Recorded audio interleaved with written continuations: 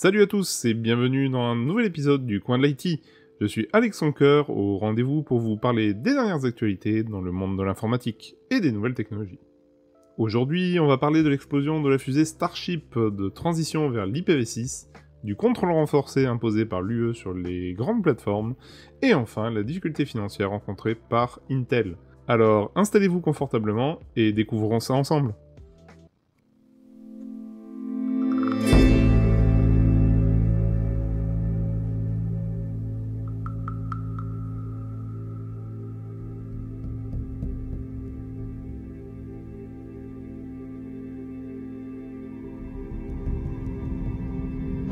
Le 20 avril, SpaceX a tenté le premier vol autour de la Terre avec sa fusée Starship. Malheureusement, après seulement 4 minutes de vol, la fusée a explosé en plein ciel. Les deux étages du Starship ne se sont pas séparés comme prévu. Et la fusée a fini par suivre une trajectoire erratique à près de 2000 km/h, avant de s'embraser et d'exploser à 30 km d'altitude. Pour mieux comprendre ce qu'il s'est passé, il faut savoir que le premier étage du Starship, appelé Super Heavy, n'a pas réussi à se détacher de l'étage supérieur, qui est constitué du vaisseau Starship.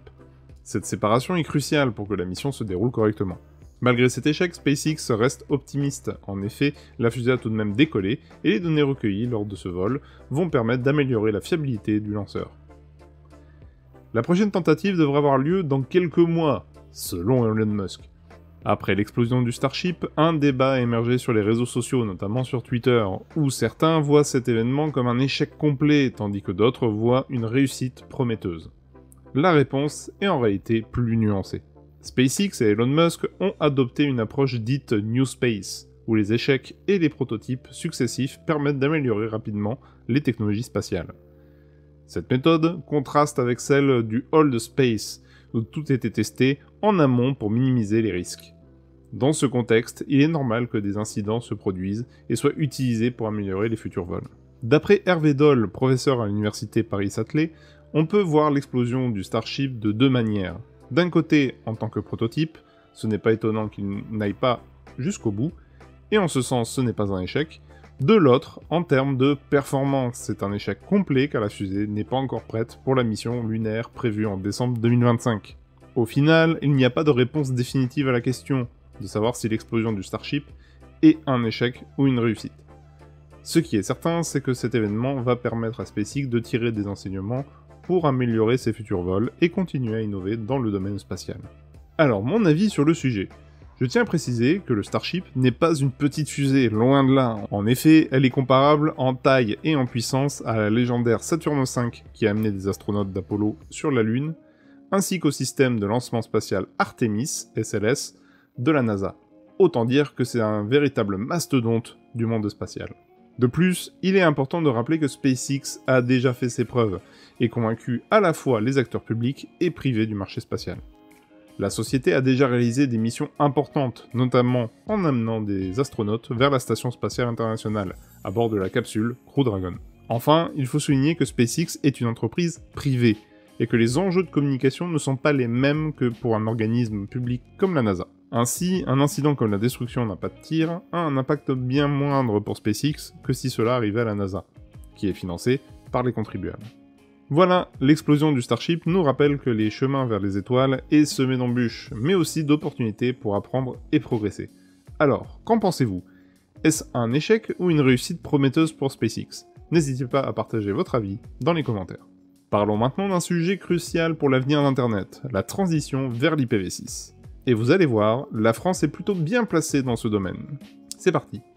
Alors, qu'est-ce que l'IPv6? Pour faire simple, c'est la nouvelle version du protocole IP qui vous permet d'attribuer des adresses uniques à chaque appareil connecté sur Internet.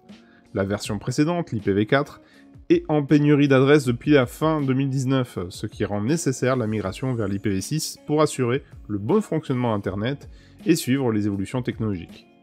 Et figurez-vous, cocorico, la France est aujourd'hui à la seconde place mondiale en termes de transition vers l'IPv6. On est passé de la 8e place en février 2022 à la seconde place aujourd'hui. L'ARCEP, l'autorité française des télécoms, a même mis en ligne une carte interactive pour suivre l'évolution de cette transition pays par pays. Vous trouverez le lien en description. Cependant, tout n'est pas rose, il y a une grande disparité entre les réseaux fixes et mobiles, et entre les différents opérateurs. Par exemple, Free a quasiment terminé sa transition pour le réseau fixe, tandis que SFR ne l'a pas encore réellement commencé sur le réseau câblé. Et pour les réseaux mobiles, il y a des différences importantes entre les principaux opérateurs télécoms français, dont Free, qui est bon dernier. L'ARCEP les a invités à activer par défaut l'IPv6. Du côté des hébergeurs, on est encore en retard, même si plusieurs hébergeurs proposent l'IPv6 dans leur offre, le taux de sites web accessibles en IPv6 reste faible, seulement 25% des 2,3 millions de sites web français sont en IPv6. Et pour les serveurs mail, c'est encore pire, avec seulement 8,3% des serveurs accessibles en IPv6. Pour soutenir cette transition, l'ARCEP va continuer ses actions en 2023, notamment avec la Task Force IPv6, copilotée avec l'Internet Society, association de droit américain à vocation internationale qui coordonne le développement des réseaux informatiques dans le monde. Ils vont également suivre de près l'adoption de ce protocole en partenariat avec l'AFNIC, l'association française qui gère le domaine.fr. Voilà, j'espère que cela vous a permis d'apprendre un peu plus sur la transition vers l'IPv6 et son importance pour l'avenir d'Internet. Si vous avez des questions ou des remarques, n'hésitez pas à les laisser en commentaire. Passons à notre sujet suivant. L'Union européenne va imposer un contrôle renforcé aux géants du web. Alors, regardons ça de plus près. L'UE a annoncé qu'elle va imposer un contrôle renforcé à 19 grandes plateformes en ligne, dont Twitter, TikTok et les principaux services d'Amazon, Apple, Google, Meta et Microsoft. Ces entreprises, qui ont chacun plus de 45 millions d'utilisateurs actifs dans l'UE, vont être soumises à des règles renforcées. Elles devront notamment réaliser un audit annuel indépendant pour vérifier qu'elles luttent efficacement contre la désinformation, la haine en ligne et les contrefaçons. Ces plateformes ont jusqu'au 25 août prochain pour se mettre en conformité avec la loi sur les services numériques DSA, un règlement historique entré en vigueur mi-novembre dans l'UE. En cas de non-respect de ces règles, elles s'exposent à des amendes pouvant atteindre 6% de leur chiffre d'affaires mondial, et même en cas d'infraction grave et répétée, à une interdiction temporaire d'exercer dans l'UE.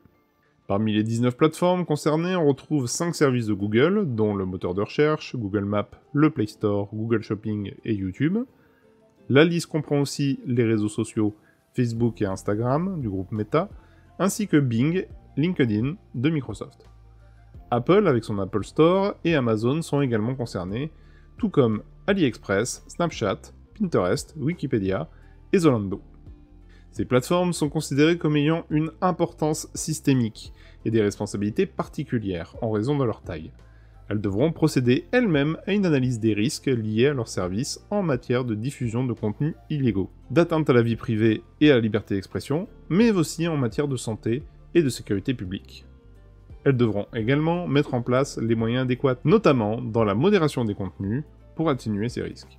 Enfin, ces plateformes auront l'obligation d'ouvrir leurs algorithmes aux experts de l'exécutif européen et d'offrir un accès à leurs données à des chercheurs agréés. Ces règles spécifiques aux très grandes plateformes s'ajoutent à celles prévues par la DSA pour tous les réseaux sociaux, places de marché et moteurs de recherche, quelle que soit leur taille. Avant de conclure, je voudrais ajouter quelques réflexions sur la situation actuelle et l'avenir de la régulation des géants du web. Il est clair qu'il était temps d'agir pour contrôler ces entreprises, même si le bras de fer sera difficile. L'absence d'acteurs équivalents européens confère un grand pouvoir aux entreprises étrangères. Cependant, il faut noter que nous assistons à une augmentation des investissements pour créer des acteurs locaux. Bien que le retard soit important, l'émergence d'alternatives européennes n'est pas totalement hors de portée. Il faudra sans doute du temps, mais l'Europe commence à prendre conscience de la nécessité de soutenir ses propres acteurs technologiques. De plus, j'ai l'espoir que la mise en place de ce système de contrôle permettra d'imposer un meilleur respect des droits d'auteur, comme sur YouTube par exemple. Une meilleure rétribution de la monétisation des plateformes serait également souhaitable pour les créateurs de contenu et les utilisateurs. Il est vrai que cela peut sembler être un rêve lointain, mais il est important de rester optimiste. L'Europe est peut-être capable de relever ce défi. Voilà pour les nouvelles mesures de l'UE concernant les géants du web. Ça promet des changements intéressants et des débats houleux à venir. Qu'en pensez-vous? Est-ce que ces mesures vont améliorer la protection des consommateurs face aux géants du web? Dites-le en commentaire. Pour finir, nous allons parler d'un géant de l'informatique qui traverse une période difficile, Intel. Les chiffres viennent de tomber et ils ne sont pas bons pour Intel. Le géant américain des microprocesseurs a enregistré une perte nette de 2,8 milliards de dollars au premier trimestre 2023. La plus importante de son histoire. Pour vous donner une idée, la précédente perte record datait de 2017 avec seulement 687 millions de dollars, ça fait mal. Mais alors, qu'est-ce qui explique cette chute vertigineuse? Eh bien, plusieurs facteurs sont en cause. D'abord, nous avons parlé dans l'épisode précédent, il y a un déclin des ventes d'ordinateurs. En effet, après un boom des ventes de PC en 2020-2021, dû à la généralisation du télétravail et des cours à distance pendant la crise sanitaire, les ventes ont plongé de 29% au premier trimestre 2023.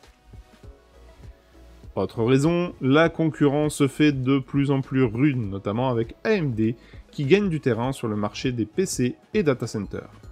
Et ce n'est pas tout, l'architecture ARM, qui équipe déjà quasiment tous les smartphones, commence aussi à se déployer sur les PC et les centres de données, menaçant encore plus la position d'Intel. Alors, qu'est-ce que tout cela signifie pour Intel? Eh bien, il va falloir redoubler d'efforts pour sortir la tête de l'eau. Le nouveau patron, Pat Gelsinger, qui est arrivé en 2021, a promis d'investir massivement pour rattraper le retard pris dans les gravures les plus fines et s'adapter aux évolutions du marché.